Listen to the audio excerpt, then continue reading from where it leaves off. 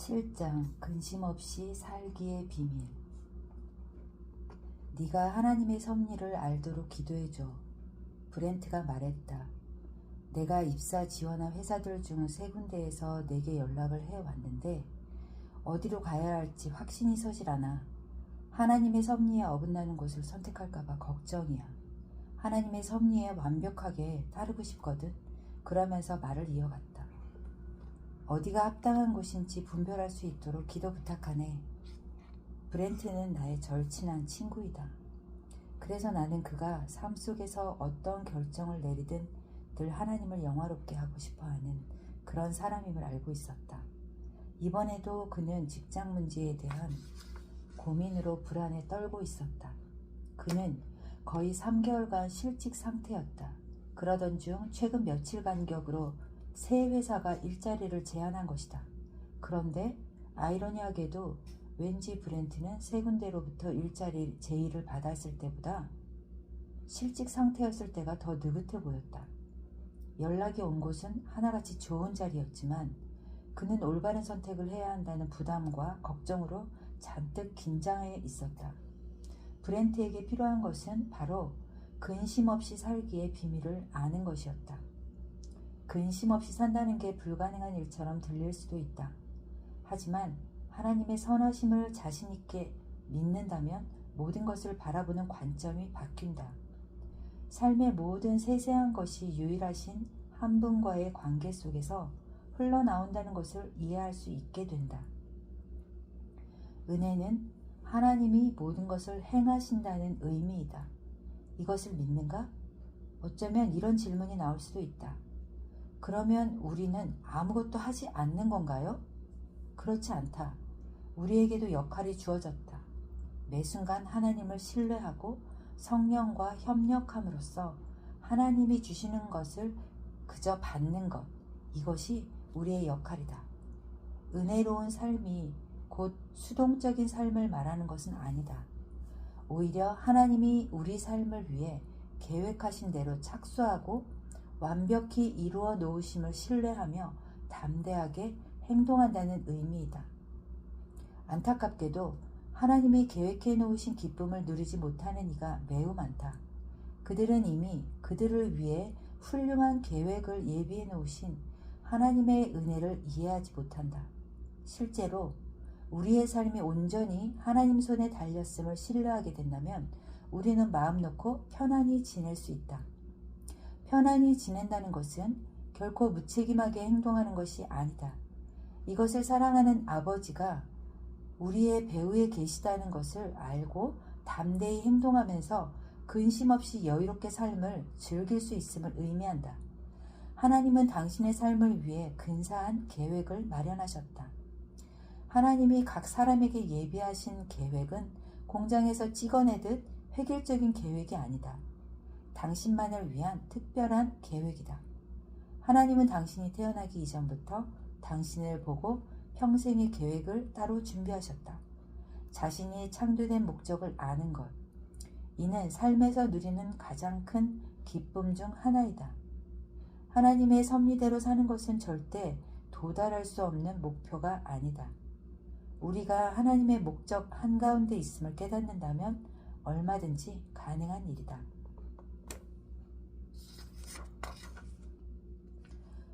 관점 바꾸기. 근심 없이 살기의 기쁨을 체험하고 싶은가? 그러려면 율법적 사고방식과 하나님의 은혜 안에 그분을 신뢰하는 것, 이 두 가지 관점의 차이를 먼저 이해해야 한다.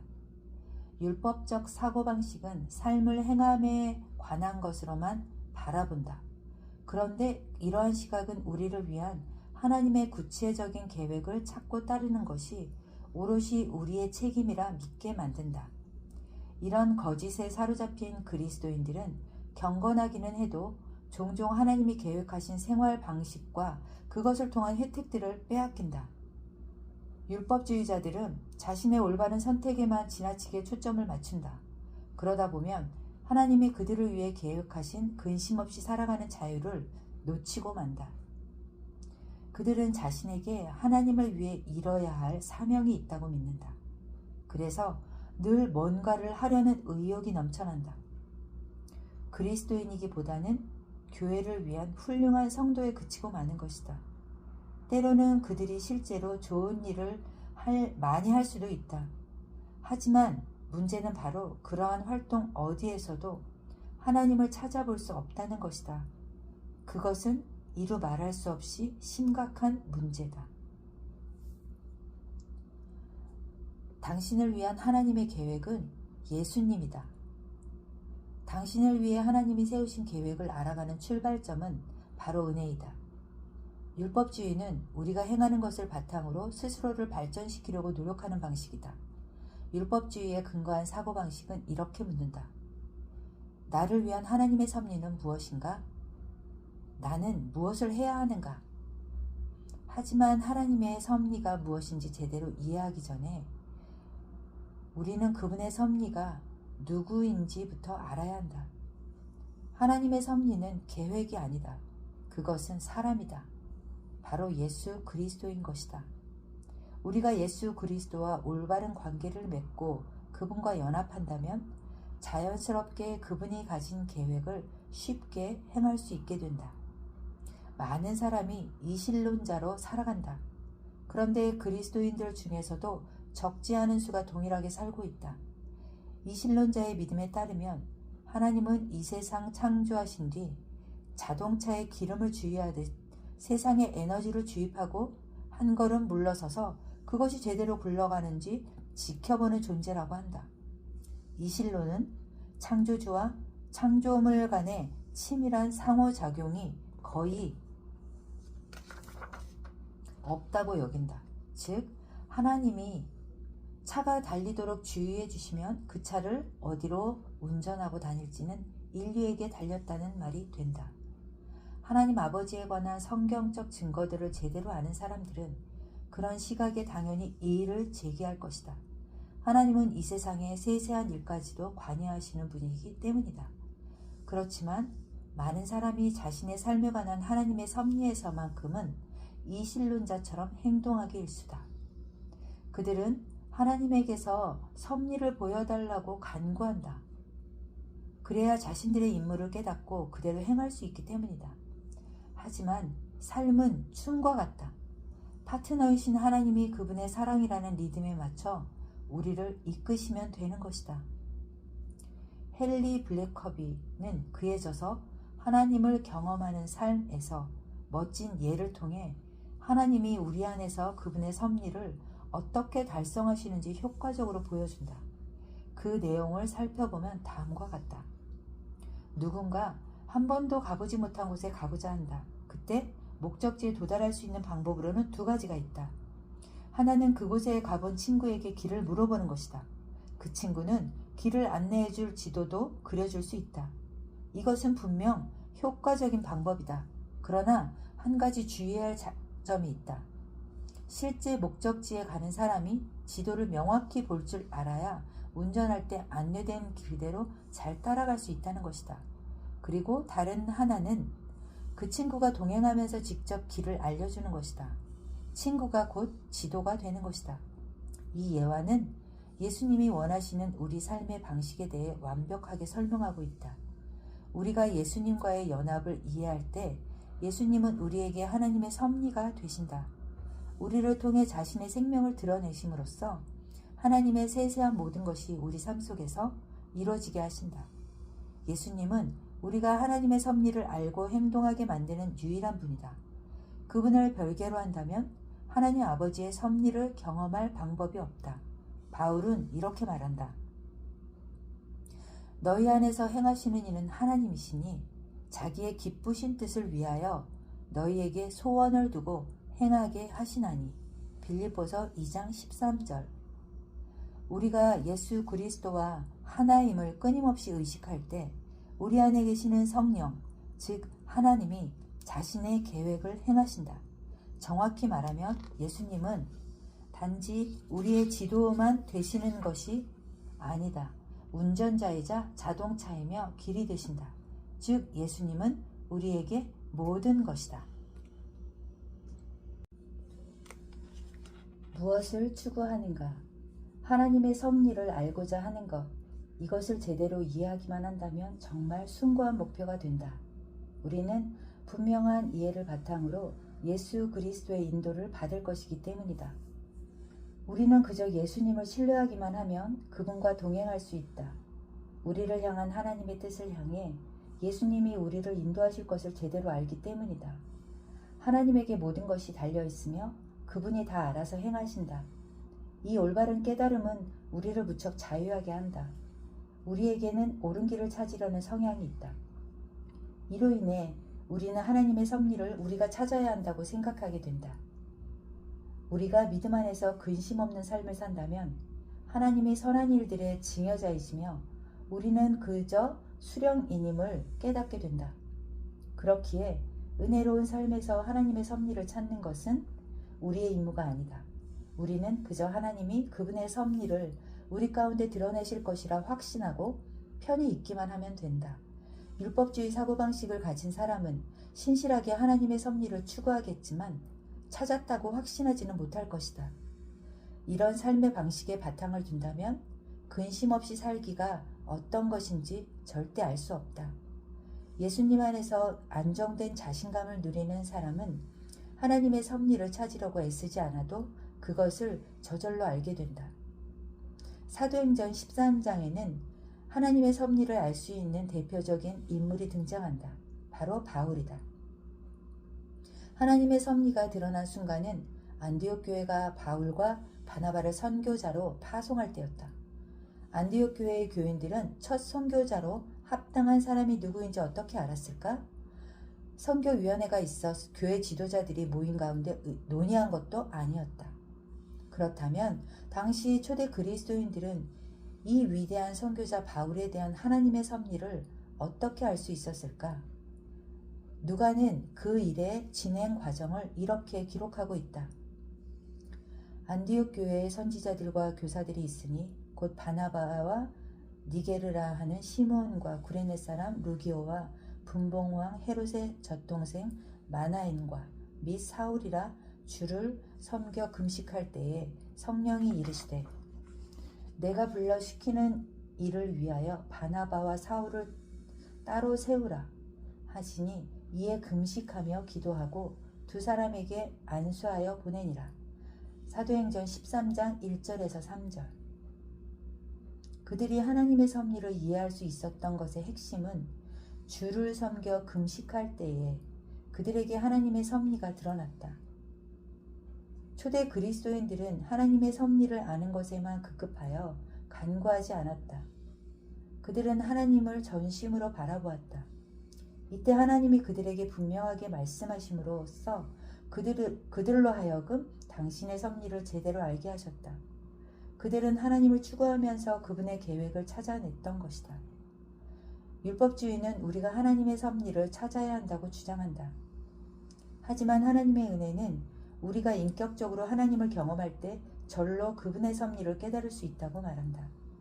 율법주의는 하나님의 섭리를 들을 수 있을 정도로 열심히 그분의 음성을 경청하라고 각 개인들에게 부담을 준다. 하지만 근심 없이 살기의 비밀은 하나님이 그분의 계획을 우리로 하여금 분명하게 알게 하신다는 믿음을 바탕으로 한다. 다음의 이야기들을 통해 이것을 좀 더 구체적으로 살펴보도록 하자.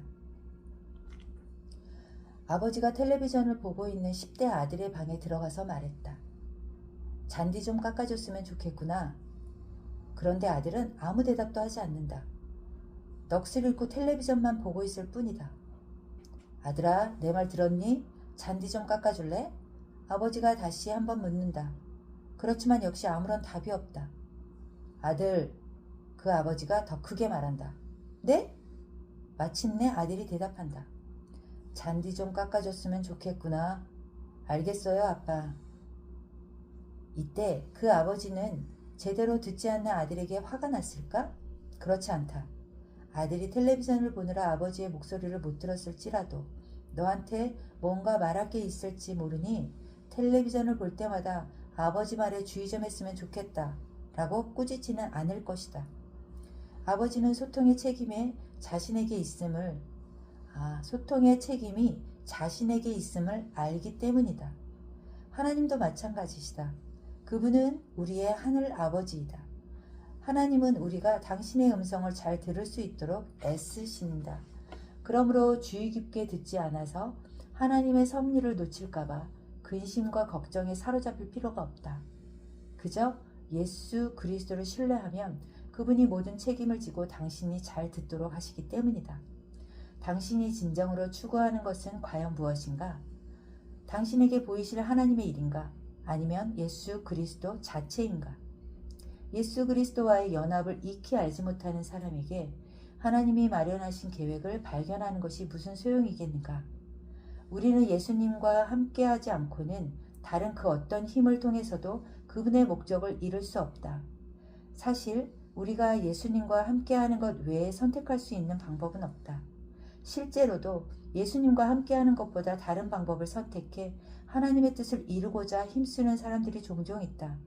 하지만 과연 우리의 힘과 능력으로 하나님의 계획을 이루고자 하는 데 있어 우리가 어떤 선택을 하느냐가 그렇게 중요할까? 우리가 설사 그분의 합당한 계획을 안다 할지라도 하나님에게 친밀히 의지하지 않고 오로지 그분의 섭리만을 추구하려는 노력은 무의미하다. 하나님에게 온전히 의지하면 우리는 아무런 근심 없이 지낼 수 있으며 그 가운데 하나님의 섭리가 절로 드러나게 된다. 이것이 바로 은혜를 통한 하나님의 섭리를 경험하는 방법이다. 근심 없이 살기의 비밀 세 번째로 책을 읽어드리겠습니다. 성령과 협력하기. 우리 삶을 다스리시는 것은 하나님의 책임이다. 그렇다고 해서 우리가 하나님이 섭리를 드러내시는 과정을 아예 몰라도 된다는 뜻은 아니다. 하나님의 섭리를 알려고 애쓰지 않아도 된다는 것이 그 과정에서 수동적이어야 한다는 의미는 아닌 것이다. 그렇다면 하나님이 그분의 계획을 드러내시는 과정에서 어떻게 하나님과 협력할 수 있을까? 성경 속에 그 방법이 잘 나와 있다. 그러므로 형제들아, 내가 하나님의 모든 자비하심으로 너희를 권하노니 너희 몸을 하나님이 기뻐하시는 거룩한 산 제물로 드리라. 이는 너희가 드릴 영적 예배니라. 너희는 이 세대를 본받지 말고 오직 마음을 새롭게 함으로 변화를 받아 하나님의 선하시고 기뻐하시고 온전하신 뜻이 무엇인지 분별하도록 하라. 내게 주신 은혜로 말미암아 너희 각 사람에게 말하노니 마땅히 생각할 그 이상의 생각을 품지 말고 오직 하나님께서 각 사람에게 나누어 주신 믿음의 분량대로 지혜롭게 생각하라. 로마서 12장 1절에서 3절. 사도 바울은 우리 삶에서 하나님의 섭리를 분별할 방법이 있다고 전한다. 그러므로 그분의 섭리 가운데 있는지 걱정하며 방황할 필요가 없다. 우리와 성령의 협력은 하나님의 섭리는 선하고 완전하다는 사실을 드러내며 우리로 하여금 분명히 그 섭리를 알 수 있도록 한다. 산 제물 되기. 바울은 하나님의 섭리를 분별하고 싶다면 가장 먼저 우리 자신을 거룩한 산 제물로 드려야 한다고 말한다. 이 말씀을 읽은 유대인 모두는 바울이 말하고자 하는 바를 정확히 이해했다. 성경에 이미 거룩한 산 제물의 본을 보인 인물이 있었기 때문이다. 창세기 22장에는 아브라함이 하나님의 명령에 따라 그의 아들 이삭을 산 제물로 바치려 한 이야기가 나온다. 하나님은 아브라함의 아들이 태어난 뒤에 그에게 말씀하셨다. 내 아들, 내 사랑하는 독자 이삭을 데리고 모리아 땅으로 가서 내가 네게 알려준 한 산, 거기서 그를 번제로 드리라.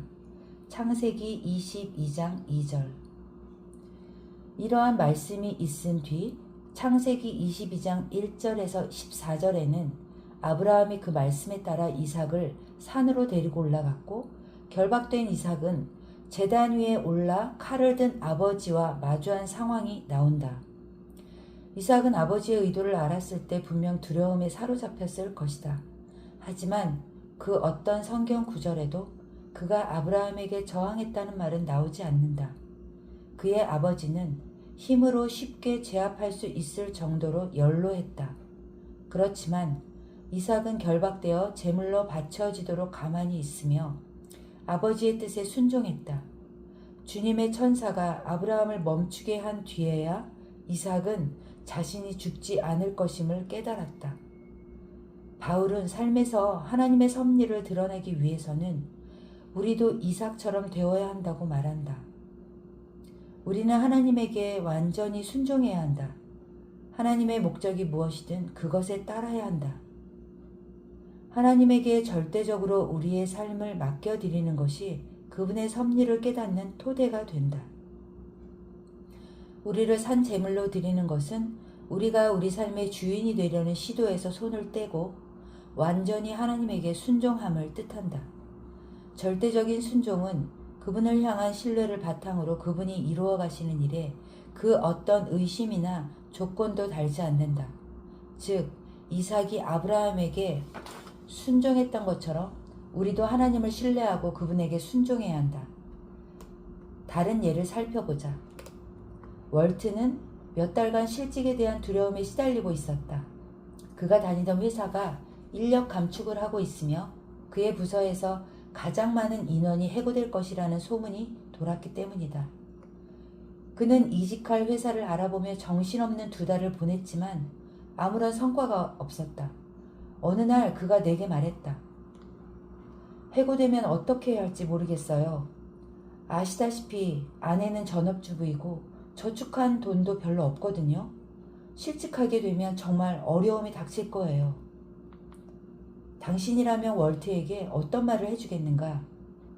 하나님이 해고를 막아주실 것이라 장담하며 그를 위로하겠는가? 하지만 그것은 실수하는 것이다.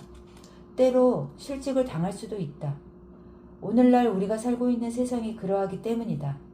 그렇다면 다니던 직장에서 해고되기 전에 새 직장을 구할 수 있을 것이라며 위로하는 것은 어떠한가? 하지만 실제로 그런 일이 벌어지지 않을 수도 있다. 월트에게 가장 필요한 것은 하나님에게 직장 문제를 온전히 맡기는 것이다. 그는 직장을 가질 권리에 집착하고 있다. 우리가 개인의 권리에 매달릴 때 그 권리에 대한 위협이 감지되면 두려움에 압도당하고 만다. 근심 없이 살기를 경험하려면 우리의 소유라 생각되는 모든 것에 대하여 집착을 내려놓는 방법밖에는 없다. 우리 삶에서 보장되어 있는 단 한 가지는 바로 그분뿐이다. 그분 하나로 우리는 충분하다.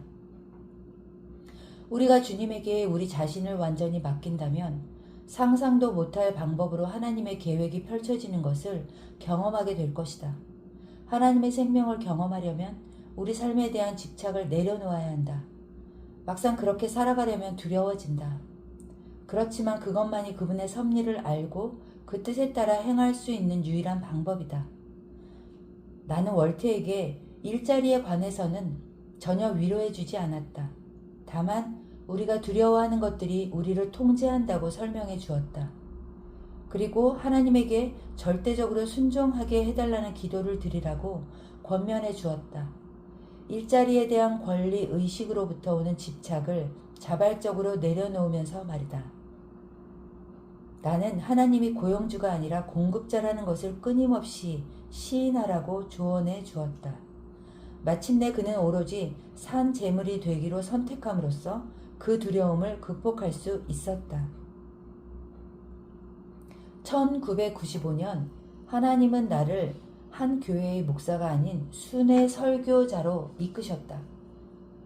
나는 분명히 그것을 알았다. 그때 우리 부부는 여러 가지 실질적인 두려움에 직면해야만 했다. 당시 우리는 지은 지 얼마 안 되는 새 집에서 행복한 시간을 보내고 있었다. 그런데 주님은 나를 이제 막 보장된 수입을 받던 교회의 목회자직을 그만두게 하시고 하나님이 알아서 수입을 주시리라 신뢰하며 온전한 믿음으로 살아야 하는 상황으로 이끄셨다. 우리 마음속에서 염려의 목소리가 마구 속삭였다. 하나님의 인도하심인 것을 믿었지만 그분의 계획대로 따랐을 때 혹여 잘못되는 일이 생기지는 않을까 무척 신경 쓰였다. 특히 주택 대출금을 상환하지 못해 어쩌면 집을 잃을 수도 있겠다는 염려가 우리 부부를 끊임없이 괴롭혔다.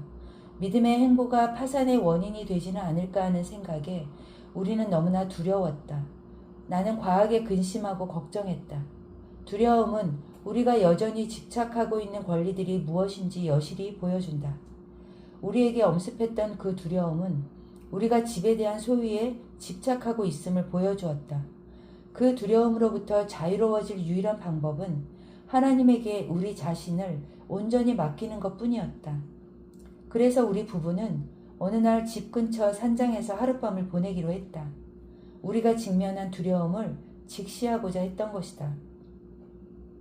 우리는 그곳에서 우리가 소유한 것들의 목록을 작성했다. 그리고 우리 마음속에 파고드는 모든 두려움을 적어보았다. 그 다음에는 사역을 그만둠으로써 하나님에게 순종할 때 벌어질 수 있는 고통스러운 일들을 분류했다. 마지막으로 그 목록을 하나하나 읽어가며 함께 기도했다. 그렇게 우리는 우리 집에서 살 권리를 포기하기에 이르렀다. 그리고 그날 밤 하나님에게 그 집을 드렸다. 우리는 주님이 보여주신 대로 우리가 집착하고 있던 권리들을 시인한 뒤 포기했다. 계속해서 근심 없이 살기의 비밀 4번째로 읽어드리겠습니다. 거룩한 재물 되기. 앞서 보아왔듯이 성령과 협력하며 근심 없이 살기 위해서는 산 제물로서 완전히 순종해야 한다. 여기에 덧붙여 바울은 거룩한 제물로도 살아야 한다고 말했다. 그런데 많은 이가 이러한 순종의 측면을 대체적으로 오해한다. 율법주의자는 거룩함에 대하여 규율에 따른 헌신과 종교적인 훈련을 통해 스스로 거룩해져야 한다고 믿는다. 이것은 근심 없이 살기의 비밀과는 너무나 동떨어진 이야기이다. 사실 사람이 스스로 거룩해지기 위해 할 수 있는 일은 아무것도 없다. 스스로 거룩해질 필요도 없다. 우리는 예수 그리스도와 함께 연합함으로써 거룩해진다. 이것을 제대로 이해하지 못하면 우리는 절대 하나님의 섭리를 누릴 수 없다. 그것은 우리 자신에게 초점을 맞추는 것이기 때문이다. 우리는 거룩한 사람이 되는데 필요하다고 여겨지는 것은 무엇이든지 하려고 애쓰는 삶의 노예가 될 것이다. 성경에는 실제로 우리가 거룩한 산 제물이 되어야 한다고 기록되어 있다. 그런데 누군가는 이를 가리켜 그리스도인들이 하나님에게 자신을 열정적으로 드려야 한다는 뜻이라며 이를 위해 노력해야 한다고 주장한다. 하나님에게 자신을 드리기 위해서는 더 거룩해야 한다고 믿는 사람이 많다. 생명과 거룩함 모두 그 근원이 예수 그리스도 한 분으로부터 나오는데 말이다. 그분은 우리의 생명이시며 우리의 거룩함이다. 그러므로 우리는 생명이나 거룩함을 얻고자 노력할 필요가 없다. 예수님의 말씀을 믿고 그분이 준 것을 받기만 하면 된다. 바울은 이렇게 말했다. 너희는 하나님으로부터 나서 그리스도 예수 안에 있고 예수는 하나님으로부터 나와서 우리에게 지혜와 의로움과 거룩함과 구원함이 되셨으니 기록된 바 자랑하는 자는 주 안에서 자랑하라 함과 같게 하려 함이라. 고린도전서 1장 30절 31절. 예수님은 우리의 의로움이 되셨다. 그렇기에 성경은 우리 자신을 거룩한 산 제물로 드리는 방법은 그저 우리가 하나님 아버지께 순종함으로 우리가 그분 안에 머무는 존재임을 인지하는 것뿐이라고 가르치고 있다.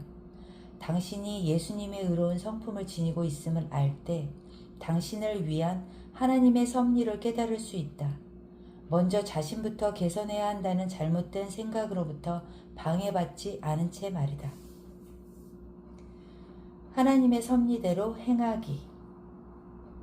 저를 위해 기도해 주세요. 지금 큰 결정을 앞두고 있거든요. 하나님의 섭리에 어긋난 행동을 하고 싶지 않아요. 주디는 내게 찾아와 자신을 위해 기도해 달라고 부탁했다. 그리고 덧붙여 설명했다. 목사님도 아시겠지만 사탄은 정말 우리를 미혹해요. 그 게임에 넘어가기 싫어요. 제가 실수를 범하지 않도록 하나님이 인도해 주시길 기도해 주세요. 하나님의 섭리를 따르고 싶어요. 제가 올바른 선택을 할 수 있도록 기도 부탁드립니다. 그녀는 신실한 그리스도인이었다. 하지만 그녀의 기도 요청은 사탄을 영화롭게 하는 것이나 다름이 없었다. 삶이 엇나갈까 우려하는 사람들은 주디와 유사한 기도 제목으로 기도를 요청한다. 그런데 이와 같은 주디의 기도 제목에서 주목해 볼 사실이 있다. 주디가 자신을 속이고 그릇된 길로 이끄는 사탄의 능력을 신뢰하고 있다는 점이다. 그녀는 하나님의 섭리로부터 벗어날까봐 두려워하고 있었다. 이는 무심결에 사탄을 더 신뢰하고 있음을 의미한다. 반대로 하나님이 우리 삶 속에서 애정 넘치는 눈길로 늘 지켜주시고 있다는 사실을 확신하면 어떻게 될까? 당신은 그분이 당신을 거침이 없게 하실 수 있음을 신뢰하게 될 것이다. 그분은 능히 너희를 보호하사 거침이 없게 하시고 너희로 그 영광 앞에 흠이 없이 기쁨으로 서게 하실 분이기 때문이다. 예수 그리스도가 참 하나님이시자 참 인간이시라는 섭리를 이해하면 당신은 그분의 뜻을 놓칠지 모른다는 불안으로부터 자유로워진다. 예수 그리스도가 당신의 행동에 생명력을 더하실 것이라고 믿고 그분을 의지한다면 당신은 두려움을 떨쳐내고 믿음으로 한 발 더 나아갈 수 있다. 예수 그리스도가 우리를 통해 자신의 생명을 드러내실 때 하나님의 섭리로부터 벗어나는 것은 불가능할 정도가 된다. 우리가 사탄의 능력을 두려워하며 관심을 기울이는 만큼 하나님의 섭리로 우리를 인도하실 성령의 능력을 신뢰한다면 우리에게는 자유로움이 넘칠 것이다. 혹 당신도 모르는 사이 당신을 기만하는 사탄의 능력에 대한 믿음을 시인하고 있는 것은 아닌가? 그렇다면 이제 멈추라. 그리고 편안한 마음으로 그저 예수님 한 분을 믿으라. 그분이 당신을 통해 그분의 생각과 행동을 드러내신다면 걱정할 이유가 전혀 없다. 은혜로우신 하나님은 우리를 위해 마련하신 계획으로 우리를 다정하게 인도하신다. 그 어떤 악한 것도 그것을 멈출 수 없다. 느부갓네살 왕은 이러한 하나님의 인도하심을 경험한 인물 중에 한 명이었다. 그는 교만에 빠져 왕권에서 쫓겨나는 등 비참한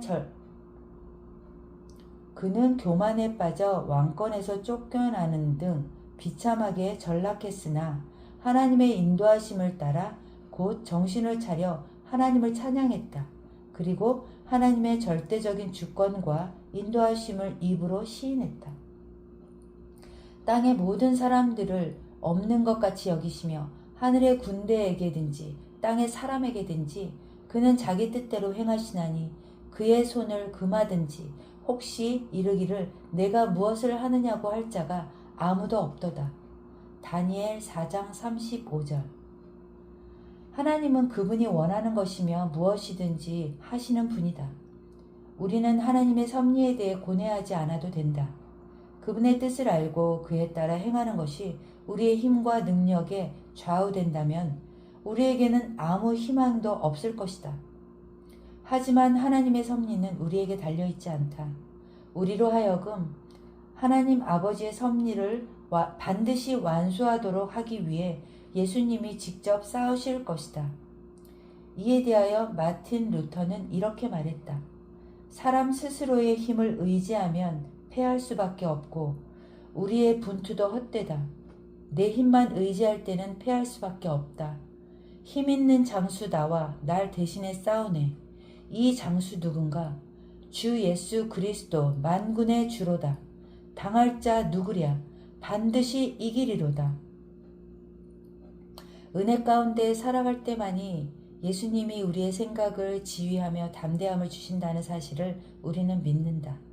하나님은 가끔 자녀들에게 놀라고 신비스러운 방식으로 말을 건네시기도 한다. 그렇다고 주로 우리의 생각을 통해 말씀하신다.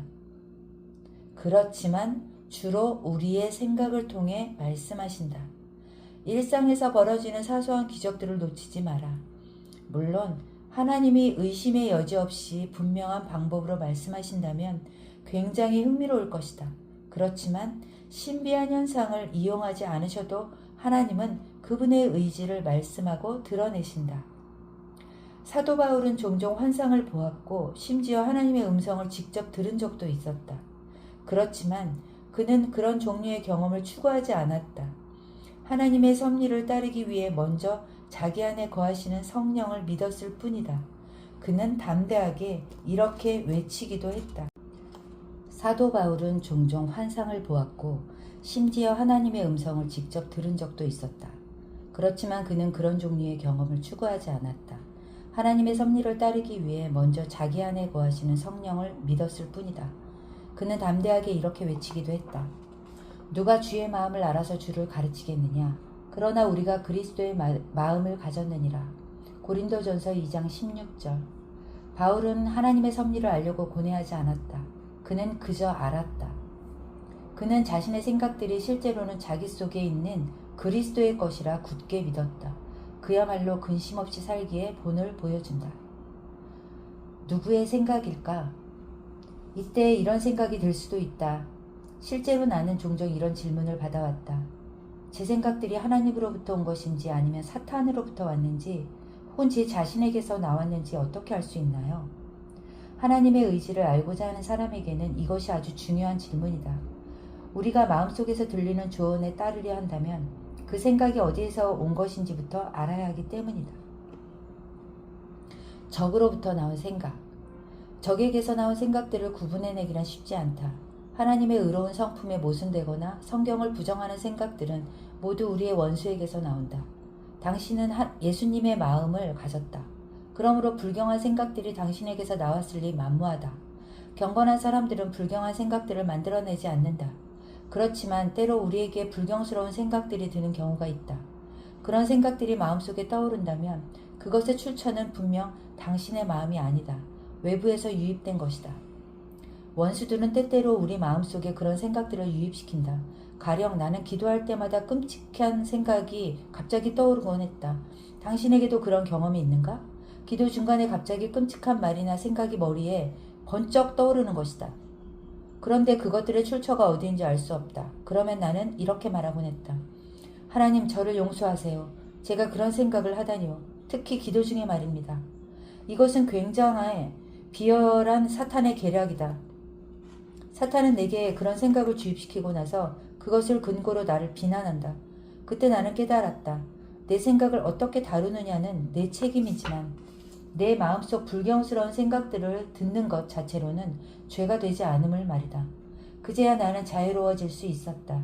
예전에 나는 이런 문제로 씨름하는 한 남성을 상담하게 되었다. 그는 불경한 생각이 주기적으로 떠올랐다고 한다. 결국 그는 그런 생각이 떠올랐다는 것만으로도 용서받지 못할 죄를 저질렀다고 스스로 믿게 되었다. 그러나 그는 예수 그리스도에게 깊이 헌신하는 사람이었다. 나는 떠오른 생각이 모두 그의 생각이 아니라고 설명해 주었다. 하지만 그는 이해하지 못했다. 내가 그 남자와 이야기를 나눌 때 다른 누군가가 우리를 지켜보고 있었다. 나는 그 사람을 활용해 그 문제를 해결하기로 마음먹었다. 나는 상담하던 남자에게 내 쪽으로 몸을 기울이라고 손짓했다. 그 다음에 그의 귓가에 이렇게 속삭였다. 당신 옆에 앉아있는 짐이 보이나요? 그가 고개를 끄덕였다. 내가 말했다. 지금 짐에게 가서 최대한 세게 그의 따귀를 때려보세요. 어서. 그는 나의 말을 듣고 황당해하며 짐과 나를 번갈아 쳐다보았다. 나는 망설이는 그를 기다려 주었다. 그는 그렇게 머뭇거리며 어찌할 바를 모른 채로 이쪽 저쪽 번갈아 보기만 했다. 나는 그런 그에게 다시 이렇게 속삭였다. 손을 쫙 펴서 의자에서 나가 떨어질 정도로 짐의 따귀를 때리세요. 짐은 자신이 어떤 처지에 놓여 있는지 전혀 모르고 있었다. 그는 어쩔 줄 몰라 하며 혼란스러워했다. 마침내 나는 그에게 큰 소리로 물었다. 그렇게 하시겠습니까? 아니요. 그가 대답했다. 나는 다시 물었다. 자, 그럼 당신이 지금 그렇게 끔찍한 생각을 품었다는 것을 적어도 하나님 앞에서는 시인할 건가요? 아니요. 왜 안 하실 건가요? 나는 그의 대답에 집요하게 물고 늘어졌다. 이런 나의 물음에 그는 머뭇거리던 아까와는 달리 당차게 대답했다. 왜냐하면 목사님이 저한테 시킨 일이니까요. 맞아요. 바로 그거예요. 나는 계속 이어 말했다. 제가 당신에게 시켰던 것처럼 사탄도 당신에게 뭔가를 시키고 있는 거예요. 그런데도 당신은 그것에 대한 책임을 당신이 모두 지고 있어요. 즉, 어떤 생각을 인지한 것 자체가 죄는 아니다. 그것이 사탄의 음성이라는 것을 깨닫는 게 중요하다. 당신은 그런 생각에 따른 행동만 책임지면 된다. 고린도후서 10장 5절에서 바울은 그런 생각들을 다루는 방법에 대해 말한다. 하나님 아는 것을 대적하여 높아진 것을 다 무너뜨리고 모든 생각을 사로잡아 그리스도에게 복종하게 하니, 사악한 생각에 대한 우리의 방어책은 바로 예수님이다. 하나님의 생각? 아니면 우리의 생각? 그렇다면 다른 경우를 생각해보자. 내게 떠오른 생각이 하나님의 거룩한 성품에 모순되지 않는 생각이라면 그것은 누구의 생각일까? 내 생각일까? 아니면 하나님의 생각일까? 그것은 우리의 생각이다. 우리가 예수 그리스도를 온전히 신뢰하면 우리의 생각이 곧 예수님의 것임을 알 수 있다. 기억하라. 우리는 예수 그리스도의 마음을 지녔다. 하지만 이것이 우리가 곧 예수님과 같은 수준이라는 뜻은 아니다.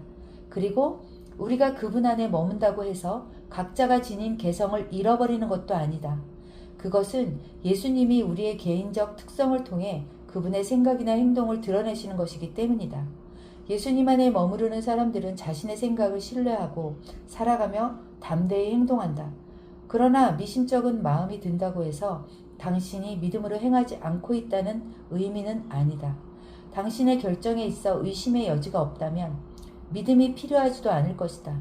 하나님의 섭리를 경험하고 싶다면 그저 예수 그리스도를 믿으라. 그 다음 담대히 행하라. 그 나머지는 하나님에게 달렸다. 물론 우리의 선택에 문제가 있을 수도 있다. 그러나 우리 안에 거하시는 성령의 인도함을 받는다면 성령은 우리가 의도치 않게 어긋날 때 개입하실 것이다. 성령은 우리가 잘못된 선택을 하지 않도록 이끌어 가실 것이기 때문이다. 바울도 잘못된 선택을 내릴 뻔한 순간이 있었다. 물론 성령이 그의 의도가 어긋나 있음을 그에게 보여주지 않았다면 결국 잘못된 선택을 했을 것이다. 바울과 바나바가 2차 선교 여행을 하던 중 무시아 지방에 이르러 다음 목적지로 이동하는 여부를 결정할 때였다. 누가는 당시 일을 이렇게 기록했다. 무시아 앞에 이르러 비두니아로 가고자 애쓰되 예수의 영이 허락하지 아니하시는지라. 사도행전 16장 7절. 우리 안에 내주하시는 예수님이 우리를 아버지의 완벽한 섭리 가운데 지내게 하신다니 이 얼마나 감격스럽고 황홀한 일인가. 당신이 예수님을 믿으면 그분이 당신을 통해 하나님 아버지의 생각과 행동을 드러내신다. 이것을 알게 되면 당신은 두려움을 덜어내고 근심 없이 살아갈 권세를 부여받게 될 것이다. 당신이 예수님의 인도하심에 온전히 의지하면 실제로 그분이 그렇게 하실 것이다. 그리고 혹여 당신이 실수를 범할 순간에 놓이게 되면 그분이 가만히 보고만 있지는 않으실 것이다. 이에 대한 이해가 부족하면 우리는 편집증적으로 살게 된다. 그러나 예수님의 영이 우리를 그분의 섭리에 머물게 한다는 것을 안다면 우리는 참된 기쁨 안에서 기대를 가지고 열정적으로 나아갈 수 있다. 당신을 구원하신 하나님이 당신을 인도하실 것이다. 그러므로 그저 그분이 당신의 걸음 하나하나를 인도해 주시는 그 길을 온전히 믿고 의지하며 나아가라. 나는 정말 하나님의 섭리라고 생각했다. 나는 더 이상 삶에 대한 두려움을 이용해 당신을 무능력하게 만들 수 없다는 사실을 알게 된 사탄은 다른 방법을 취할 것이다. 그 방법은 당신으로 하여금 하나님의 계획을 놓치고 있다고 생각하게 만드는 것이다. 목회 중이었던 내 친구 데이비드는 어느 날 내게 말했다. 스티브, 나는 하나님이 나를 이 교회 담임 목사로 인도하셨다고 분명히 믿었어. 그런데 일들이 잘 안 풀리는 것을 보니 내가 하나님의 섭리 중에 뭔가 놓친 것 같네. 그가 그 교회에 부임한 지는 몇 달밖에 되지 않았다. 그런데 자신의 생각처럼 교회 일이 진행되지 않자 그런 걱정에 시달리게 된 것이다. 게다가 교회의 지도자들 몇몇이 그를 비판하기 시작했다. 이것이 그를 두렵게 만들었다. 데이비드처럼 실제로 많은 사람이 하나님의 계획대로 따르지 못한 것 같다는 두려움을 느낀다. 우리 모두 어떤 결정을 내리고 나면 그에 따른 특정한 결과를 기대하는데 희망한 대로 결과가 나오지 않을 때 우리는 하나님의 섭리에서 벗어났다고 생각하기 쉽다. 우리는 어떠한 일에 대하여 선택을 내린 뒤 그 결과를 궁금해한다. 만약 당신이 어떠한 선택의 기로에 놓여 있다고 가정해보자. 당신은 이미 그 선택 사항들을 놓고 기도했고 그것들을 평가한 다음 결정을 내렸다. 그런데 생각처럼 일이 진행되지 않았다. 그렇다면 이 결과는 당신이 하나님의 섭리에서 벗어났음을 의미할까? 결코 그렇지 않다. 여호와께서 사람의 걸음을 정하시고 그의 길을 기뻐하시나니. 시편 37편 23절. 하나님이 당신의 걸음을 정하셨다. 하나님의 인도하심을 진정으로 간구하고 기도하며 확고히 믿었다면 하나님이 당신 곁에 한가로이 앉아 실수하도록 내버려 두셨을까? 하늘 아버지는 우리를 외면하지 않으신다. 당신이 원하거나 기대한 대로 일이 풀리지 않는다면 그것은 하나님이 당신을 위해 다른 계획을 세우고 계신다는 것을 뜻할 뿐이다. 당신이 하나님의 섭리에 어긋나게 살고 있는 것은 아니다. 하나님의 섭리가 당신의 기대와는 다른 결과를 이끌어냈을 뿐이다. 어떤 사람은 이렇게 주장하기도 할 것이다. 일이 이렇게 됐는데 하나님으로부터 나왔을 리 없어. 완전 잘못됐어. 하지만 믿음을 따라 행동한 뒤에 사자굴 속에 들어간 다니엘의 경우 이런 말은 전혀 설득력이 없다. 바울에게도 마찬가지다. 바울은 몰타에 있는 멜리드 섬에서 난파를 당하고 그곳에서 지내는 동안 독사에게 물렸다. 그 시기는 로마 제국의 심장부에서 복음을 선포하기 위해 로마행을 결단한 뒤였다. 심지어 그는 반모라는 섬에 유배되기에 이르렀다. 이러한 예들은 우리가 하나님의 섭리에서 어긋나 있는 것처럼 보일 때조차 실제로는 우리를 위해 하나님이 세우신 계획의 중심부에 있음을 단적으로 보여준다. 믿음으로 행한 뒤 하나님의 섭리를 추측하려 하지 마라. 예수님이 십자가에 못 박히심으로 이 땅에서의 사역을 완수하시기 직전까지 제자들을 비롯한 많은 사람은 예수님의 십자가 형벌이 하나님의 섭리가 아니라고 확신했을 것이다. 하지만 십자가에 못 박히심이라는 현실은 사흘 뒤 부활이라는 초자연적인 현실이 되었다. 사람들의 생각과 판단으로는 뭔가 잘못된 일처럼 보였을지라도 예수님이 십자가에 달리셨을 때 분명 그분은 하나님의 섭리 안에 거하셨다. 하나님만이 모든 것을 주관하신다. 하나님이 당신의 걸음 하나하나를 실제로 인도하셨다고 확언함으로써 그분을 영화롭게 하라. 심지어 당신이 예상하지 못한 곳으로 인도될지라도 말이다. 한 지점을 정해놓고 달려라. 어디를 보아도 시원하게 탁 트인 넓은 평야 한가운데 서 있다고 상상해 보자. 서쪽으로는 바다가 보이고 동쪽으로는 아름다운 산맥이 보인다.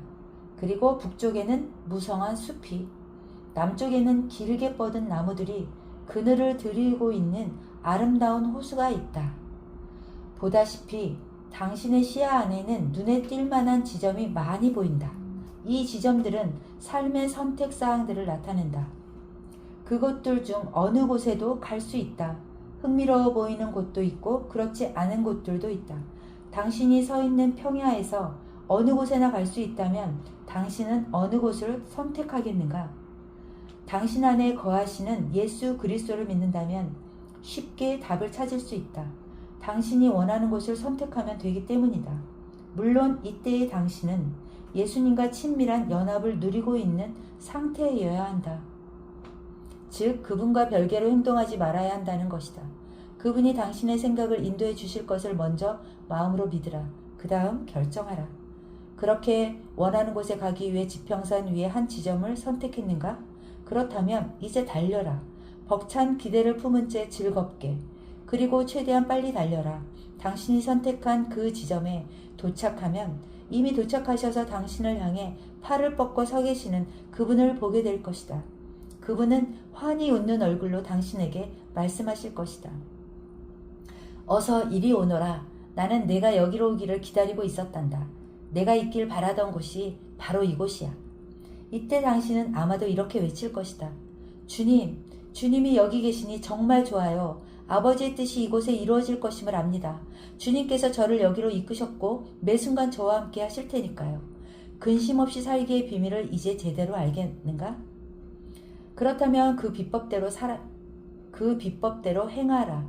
그렇게 하면 하나님의 섭리를 알고 그 섭리대로 행하는 것까지 그 모든 과정에서 참된 기쁨을 경험할 수 있다. 우리는 두려워할 이유가 전혀 없다. 예수님을 신뢰하고 믿음으로 전진하라. 당신이 그분 안에 거할 때 매 순간 그분이 당신을 하나님의 섭리 안에 머무르게 할 것이다. 예수님이 하나님의 섭리이므로 당신 안에 계신 예수님으로 말미암아 당신이 하나님 안에 머무르게 되는 것이다.